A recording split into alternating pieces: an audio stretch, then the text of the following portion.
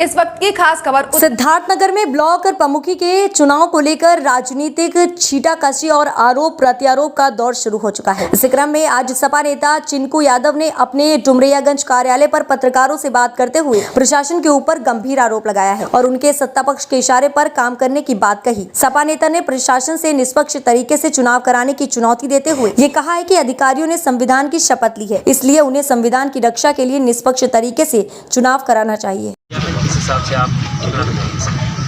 ये ब्लॉक प्रमुख का चुनाव नहीं, उत्तर प्रदेश की सरकार जिस तरीके से महाभारत में द्रौपदी का चीरहरण किया गया था, उसी तरीके से उत्तर प्रदेश की योगी सरकार ब्लॉक प्रमुख के चुनाव में, इसके पहले जिला पंचायत के चुनाव में और अब ब्लॉक प्रमुख के चुनाव में ये लोकतंत्र का चीरहरण कर रही है। आनन फानन में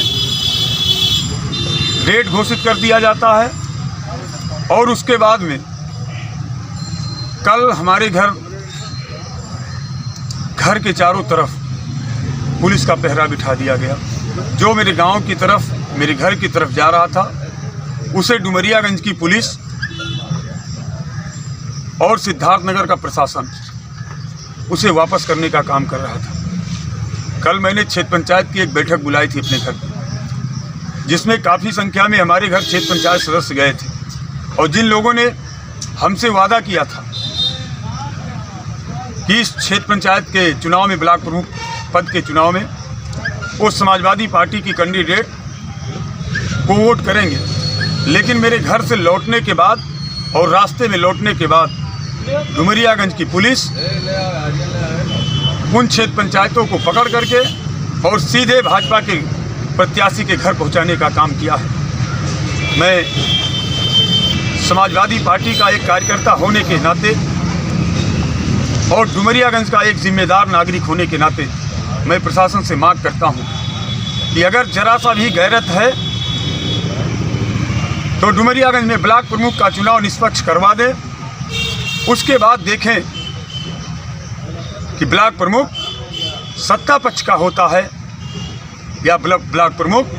समाजवादी पार्टी का होता है। मैं एक बात कहना चाहता हूं प्रशासन के लोगों से,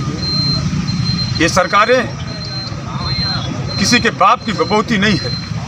सरकारें आती जाती रहती हैं, लेकिन प्रशासन के साथियों,